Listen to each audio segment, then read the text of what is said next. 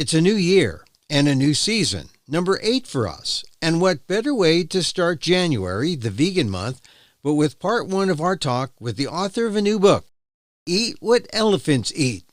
Dominick Thompson learned to go vegan in prison. That's next on the PETA Podcast with Emil Guillermo.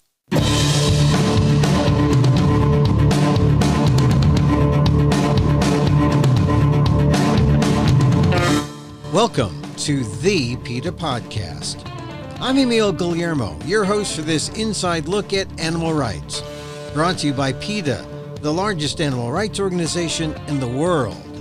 On today's episode, it's Veganuary, and if you're looking for inspiration on becoming vegan or staying vegan, you should listen to Dominick Thompson's story. He just authored a new vegan cookbook that tells his story about how a Chicago gang member landed in a federal prison but found a silver lining. It was there where Thompson began his journey as a vegan. And it wasn't easy when fresh vegetables are considered contraband. Here's part 1 of my conversation with Dominick Thompson, author of Eat What Elephants Eat. He began by telling us how long it's been since he's been plant-based. I've been vegan now for 14 years. Prior to that, I was vegetarian for 10 years. So I've been in this space, multifaceted space, for about 24 years collectively. From I guess I should start by saying I stopped eating meat for ethical reasons. Specifically, I did a hard spiritual reset about 24 years ago, when I was serving time in federal prison. It was there that I created a mantra for myself that if it requires harm, then no, or nah, I don't want to have anything to do with it. So I stopped eating meat at that point, and it's been the best decision of my life. Specifically, making that decision in prison, you're definitely going to have people looking at you like you are crazy or a weirdo, which is what they would, deem me as. Specifically, not to say that that's what I deem myself as, or is that something that I encourage people to use with respect to those terms, that wording. But yeah, they would say he's crazy, he's weird, because I would trade my animal protein with my cellmates for their carbohydrates, both complex and simple carbohydrates. So I ate a lot of carbs. And back then, we didn't have the science or data to show how incredible this diet in itself, what it can do to the human body. Because when I entered prison system, I was over 250 pounds. I was a big guy, big husky guy. Not so much, I wouldn't say obese in that way, but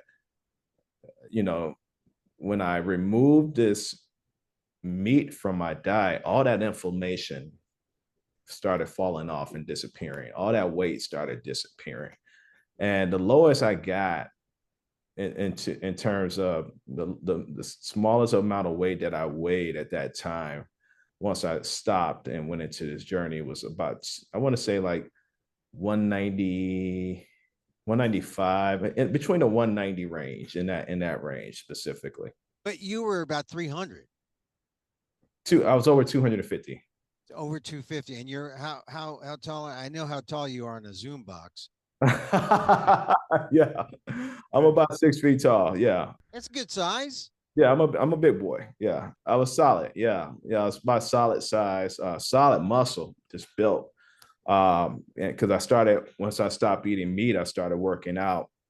Yeah, in there, and what I discovered was the recovery between the training sessions of working out was phenomenal, where I would work out. I went from working out once a day to twice a day, sometimes 3 times a day, not because I was trying to achieve a goal, it's because I had all this energy to exert. I had to do something with it.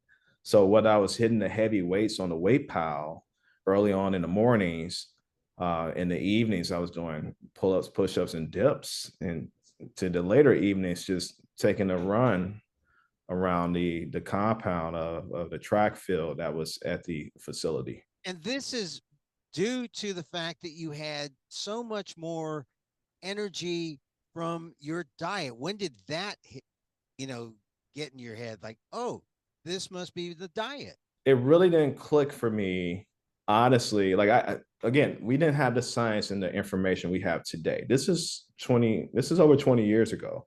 Technology was different. The data and the findings just wasn't published yet. We didn't have all these documentaries and all these incredible books with a wealth of information, including what we put in the Eat What Elephants Eat book. A lot of data that we placed in there, took our time to present that to the readers where they can see what happens when you do go down this path. So I didn't know at the time, and now even the newer data shows that when you eat a whole plant-based food diet, you are activating good genetics.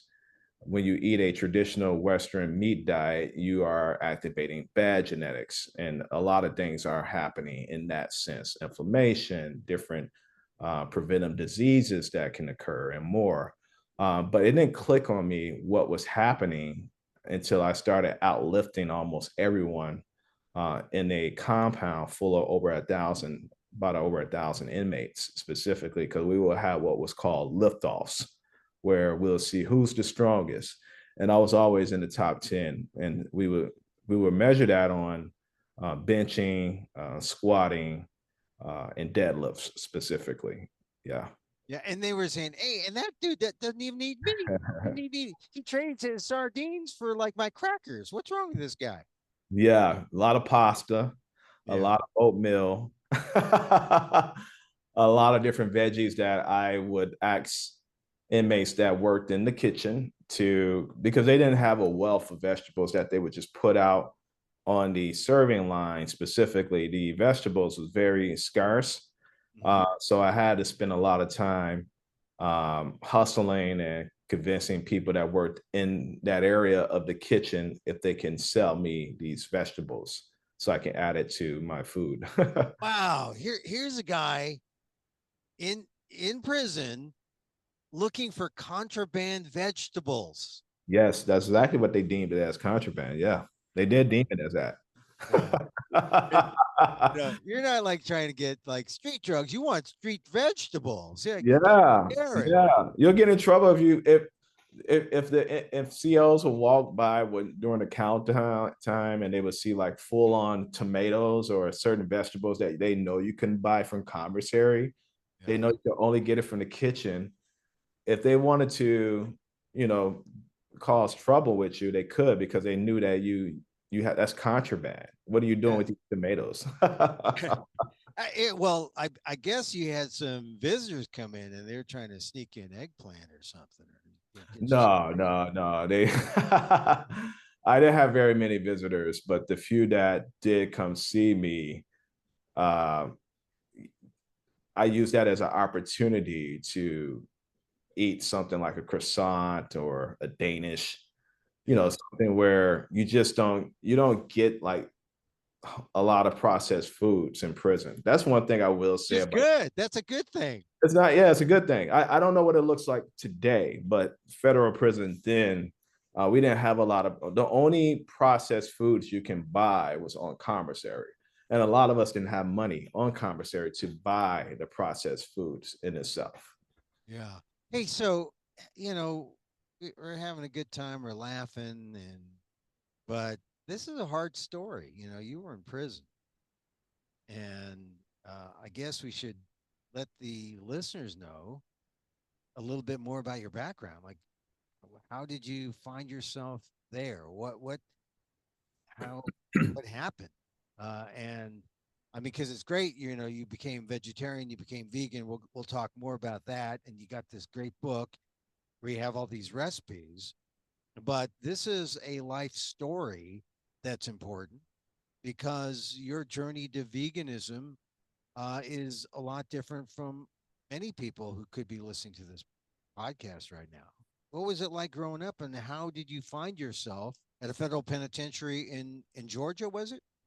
No, Colorado. It was in Colorado. Yeah, I went from Chicago, MCC Chicago, to Minnesota, And from Minnesota to Colorado is where I transitioned with my last. That was the final transition before I came home. But to answer your question, I come from humble beginnings. I come from the west side of Chicago specifically. I was brought up in a household where my mom did all she could to provide for me and my two sisters. So essentially, she was having 3 mouths to feed. She's a single Black mother, amazing woman, one of the most amazing women that would give her last and take off her coat for a homeless person or the person with nothing and give it to them. And she's the type of person that would feed you before she feed herself, and even if that means her going without eating. So amazing woman that did all she could with what she was working with, working 2 jobs as a nurse. Growing up in Chicago, you have different scenarios that you're faced with, and essentially that pathway led into other pathways and landed me ultimately that old lifestyle of dealing drugs. That's what I used to do in my teenage years. That became such different a window of opportunity, but also it was not the end all be all for me because here I am. I've seen this amazing woman working 2 jobs as a role model that inspired me to also work and also go to college for architecture and design and more, while also resigning from what we deemed as the dope game specifically. And I did what I did in that, and I left it alone. But a new scenario presented itself when I was in college, where 2 informants used a childhood friend to solicit me into a deal, or to have something progress into what will ultimately be a bad decision on my part, where my old lifestyle caught up with me. And that's what's called karma, Emil. That's what's called karma, where here I was facing federal time. I was in school full time for design and even working full time at an entry level position. And now I was facing federal time. And I had a couple options there, but ultimately I did the ethical and right thing to do, which is take full responsibility for my actions. I was not innocent with my past. I had to do what I had to do in different scenarios, but I took full responsibility. I never even had a speeding ticket up until that point. I was a first-time offender. It just so happened that here I am facing time, and it's at the worst case scenario. It's not the people of the state of, for the listeners, wherever you are, it's not the people of your city. So for example, it's not the people of the city of Chicago. It's not the people for the state of Illinois. It's the United States of America, your government versus you. And that's one of the most scariest pieces of paper any human being can see, at least for me. Obviously, some people may feel differently, but that was one of the most darkest times of my life. And I hired a lawyer and looked at all my options. So, and that was the first time that any person sat down with me to have a heart to heart with me to let me know, look, we can go to trial, because we had a really good chance to go to trial. Well, we had a chance where we could have won.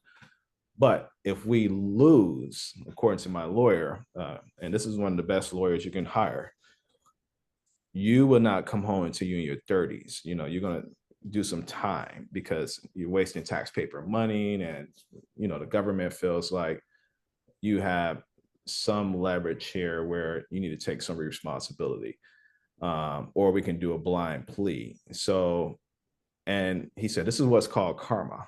And I was like, what does karma mean? And again, this is a young Dominick, didn't know anything about what I know today. Yeah. How old were you? I was about 21, 22 at the time. Yeah. So I was in my 20s, my young 20s, and trying to figure it out. And he said, you and I both know this could have been a lot worse. And the consequences and the things you used to do in your former lifestyle, this is now what you're facing as a consequence. It's comebacks around. What goes around comes back around. And that kind of stuck with me. And I had to process it, especially knowing that either A, go to trial and we can fight. And if we lose, I'm not coming home for 10 years minimum, or B, take full responsibility and accountability. And I went with the latter because that was the right thing to do without rolling on anybody to bring anybody in, and also realizing that I'm not completely innocent. I did make some mistakes in my younger years, and it's okay. It's truly okay to admit to mistakes, and it's okay because we will get past this. So I took the full responsibility, and they end up giving me a essentially still a 10-year sentence, 4 to 5 years of hard time and 5 years of house arrest. And I end up doing some years on hard. I got a couple years off of that and came home and did house arrest. And I was on house arrest for 2 years and got 3 years off of that. So I spent my 20s dealing with the judicial system. And in hindsight, especially what we know now, and a lot of us had a lot of opportunity to do a lot of unpacking with the unfair judicial system, how it's systemic and more, with these mandatory guidelines specifically. Sure, you can argue till you're blue in the face to realize that me, the first time offender, was unfairly sentenced with some mandatories. But if I had to do it again, honestly, I would, because it made me a better person. And I would not be talking to you right now on this podcast if I didn't take that route. And so here's the thing. You essentially plea bargained with the feds and got 10 years. No, I did not plea bargain with the feds. Absolutely not. We did a blind plea. You're going in there admitting your guilt, and you're letting the judge by default decide the fate based on the guidelines, but you are not cooperating with the government. So you're really looking for mercy. Yeah, essentially. Yeah, you're leaving it up to the mercy of the judge. Yeah. And so it kind of went your way, sort of, because not time wise, but who knows? You roll the dice if you go to trial, and you didn't plea out, so you let the judge decide, and you have no regrets about that. No, I don't. I don't have any regrets about that, because it led me into a very compassionate, peaceful lifestyle. It allowed me to, and this is a good catalyst and segue into why I stopped eating meat. There I was in my prison cell trying to figure out. I was in college, I had a full-time job. I had coming from where I come from, I kind of faced a lot of adversity, but I was on my way to being a productive human being. And I was trying to understand the why, which is what we talk about in the book a lot. Your why, trying to help people identify their whys. And I explained to everyone my why. And there I was trying to figure out, what is the meaning behind all of this? Like, I'm being removed. I've never been in trouble in my life with the judicial system. I didn't get probation instantly. I was just trying to figure out what was happening. And I prayed. I got down on my knees and asked God for some answers. I'm spiritual and I'm science driven. I'm not religious, but I do believe in God. I do believe in the universe and the higher energy, right? Higher calling. And that messaging came to me very clearly in a vision, where I was an 8-year-old Dominick. I remember it like it was yesterday. I was sitting at my mom's kitchen table, and she was feeding me chicken wings. And I was already a finicky eater up until this point. But I was trying to make sense of this vision, and then it just hit me like a light bulb, because in that moment, I was looking at those chicken wings, looking at my mom, looking at my arms, looking at the chicken wings. I was like, and I pushed back, I don't want to eat this. And she was like, why? I was like, because they look like little bitty arms. And she looked puzzled, and she was like, huh. And my mom is a no nonsense woman. And it's not like she can go to Google, like, what is wrong with this kid, right? This is the 80s. And she was like, arms. And she said, well, then you're not going to eat. But my mom told me always to speak my mind. And I was like, then I'm not going to eat.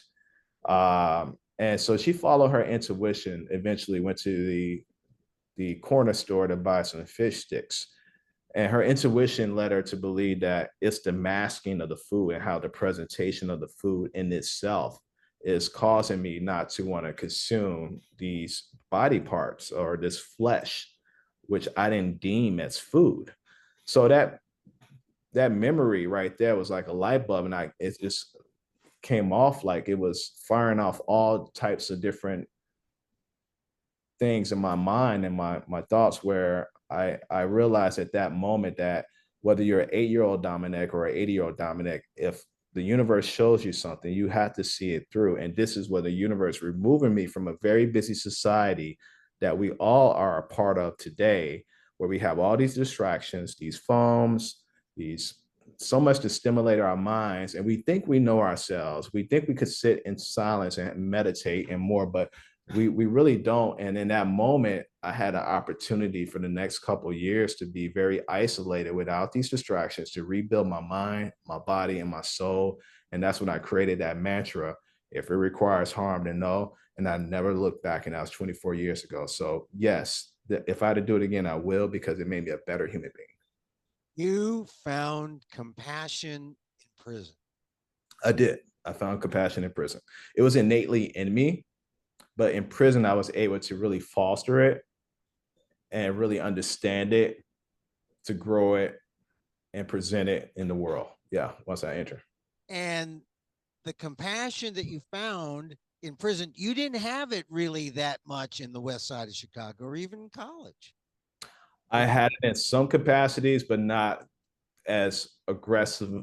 It wasn't as physically present as you see today. Meaning, I used to break up dog fights. I used to fight with my friends that would take little slingshots and all, different weapons to try to shoot at squirrels and stray cats. And here I am, a young Dominick fighting with older teenagers that would have these dog rings and more. So I had it in me, but now I really owned it now, without any hesitation. I'm very self-convicted in it. And it's something that I feel very passionate about without any hesitation.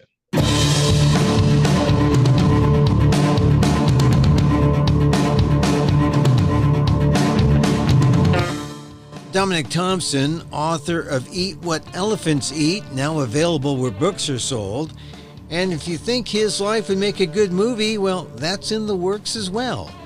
That was part one of our conversation. In part two of our conversation, Dominick talks more about his gang life, how he went from vegetarian to veganism once he got out of prison, his favorite dishes, he loves bowls, soy curls, and more.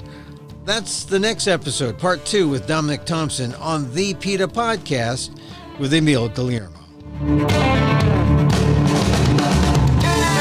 And that's our show for today. Thank you for listening. Season 8, that's what this is. Hey, thank you for being with us. Don't forget to send the link of the show to your friends. Tell them you like the PETA Podcast. You can contact us at PETA.org. You can find me on X, aka Twitter, at emilamok, that's EMILAMOK, or see my vlog at amok.com, or see my work at patreon.com/emilamok, also at substack.com at emilamok. See this podcast on YouTube at emilamok1. Oh yeah, all those places. Hey, once again, thank you for listening.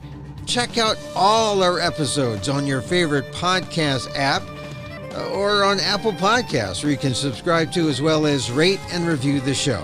It helps get the word out about the issues you care about. Our music is provided by CarbonWorks. Check them out on YouTube. And join us again next time for more insight into animal rights and the fight for a cruelty-free world on the PETA Podcast. I'm Emil Guillermo.